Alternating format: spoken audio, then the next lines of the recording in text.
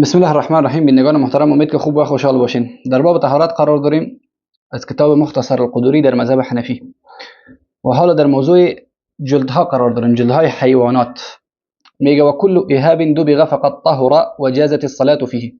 هر پوست حیوانی که پاک میشه و بعد از پاک شدن نماز خواندن در آن پوست جایز است. بر شما مثال میتونم، یعنی پوست حیوانات اهاب میگه.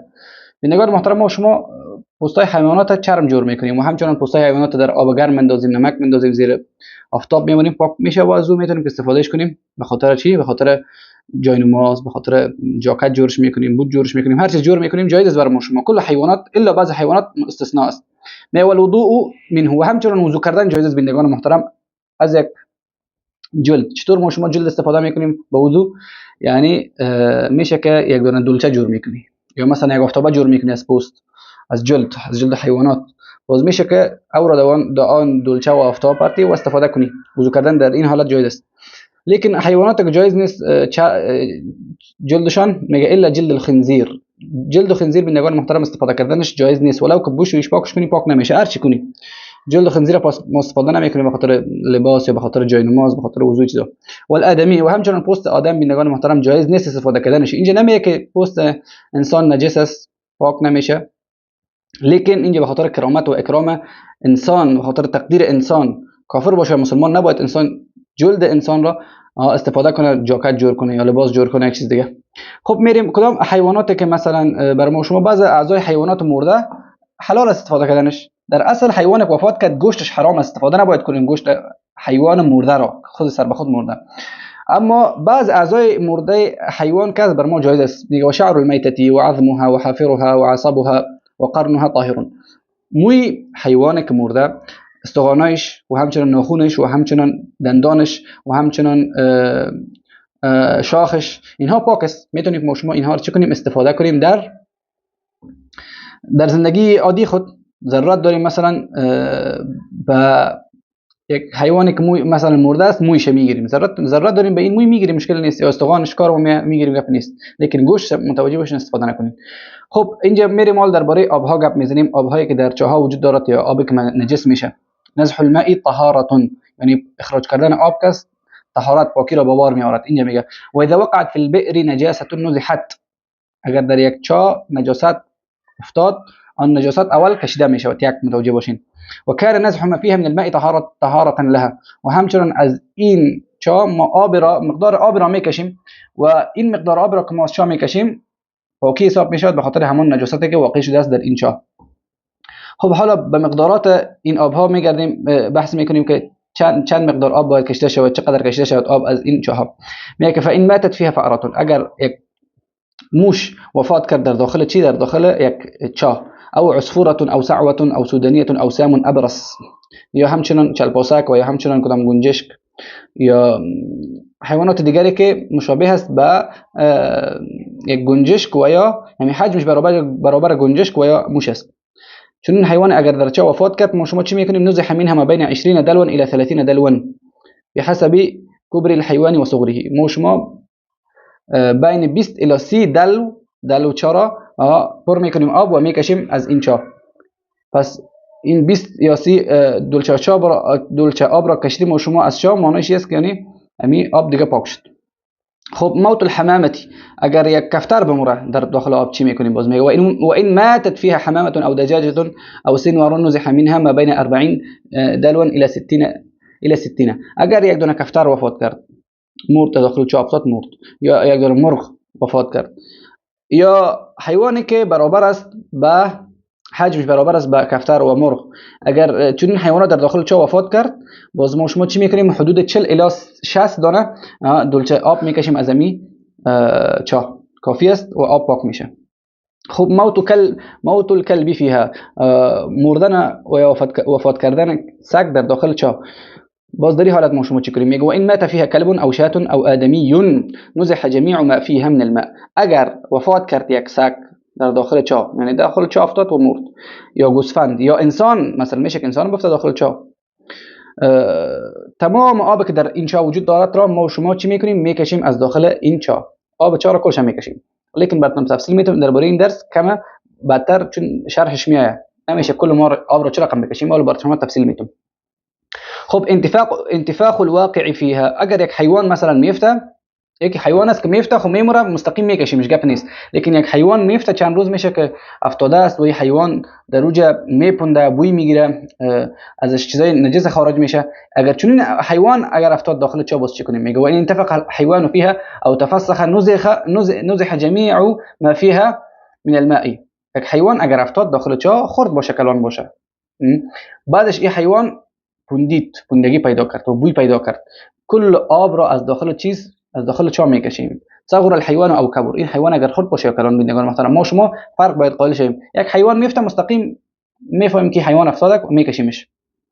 در اینجا ما شما حیوان خرد باشه 20 الی 30 دانه دلچه آب میکشیم خلاص کافی است، لیکن بازی حیوان چند روز افتاده است، بوی گرفته است و پوندیده است، بازی حالت فرق میکنه، باید کل آب کشیده شود. ضابط الدلوی، حالا ما شما میپردازیم که آب چه رقم کلش کشیده میشه. ضابط الدلو اولا من دلچه چی است؟ وعدد الدلاء يعتبر بالدلو الوسط المستعمل للآبار في البلدان، فإذا نزح منها بدلو عظيم قدر ما يسع 20 دولا من الدلو الوسط احتسب به. بینندگان محترم این دلچه ها کس شما سعی کنید در دلچه ها در کشورهای ما شما کس دلچه ها یا خرد هم است، کلان هم است، وسط هم است. شما امی دلچه که وسطی وجود داره امی دلچه را استفاده کنید.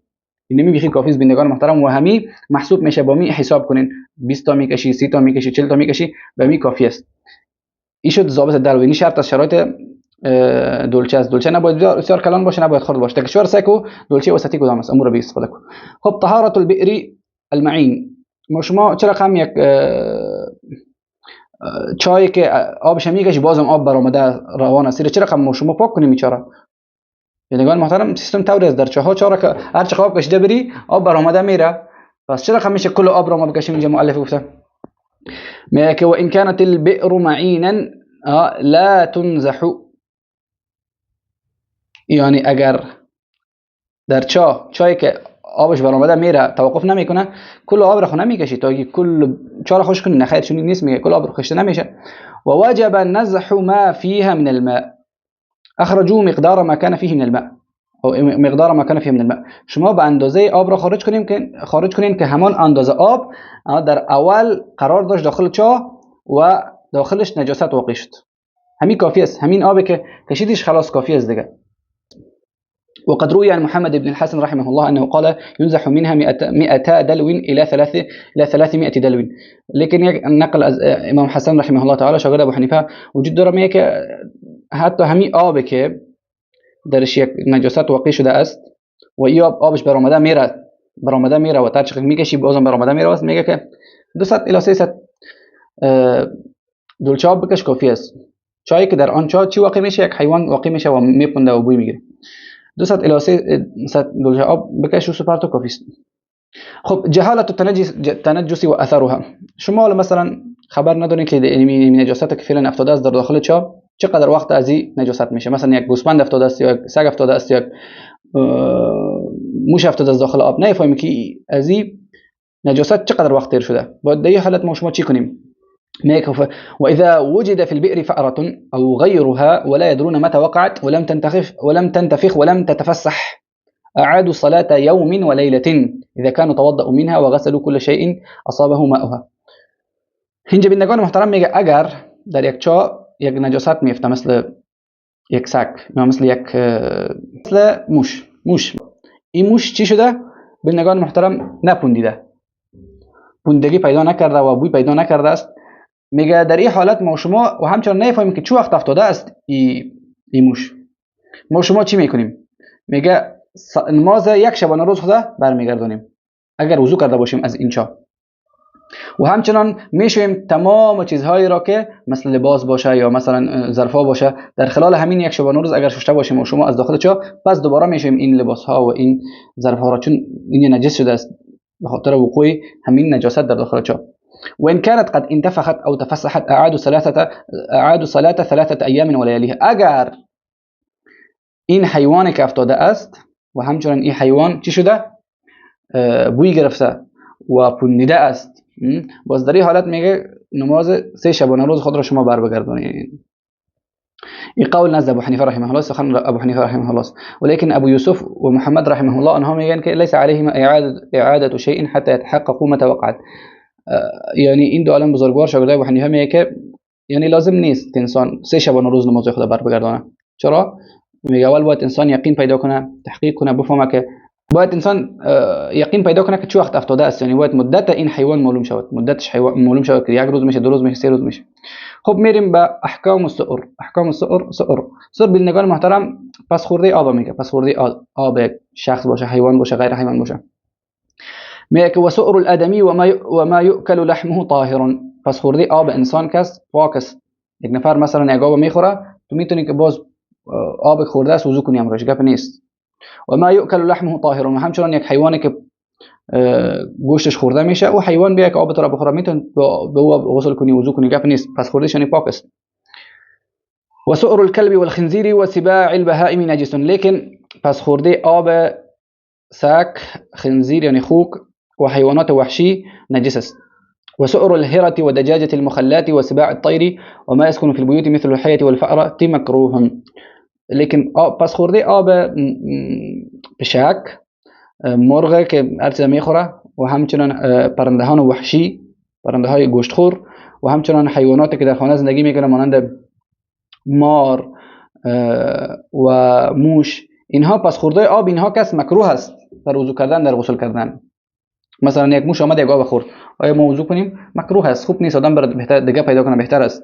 اگر ضرورت باشه دیگه میکنن، گپی نیست.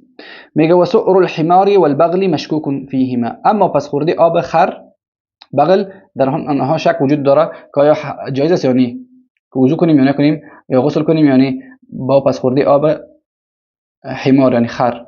بینندگان محترم ببینید متوجه باشین که حالاتی است که بعض اوقات رخ میدهد. در اصل آب کلش پاک است الحمدلله، در همه جا نزد ما شما پاک وجود داره.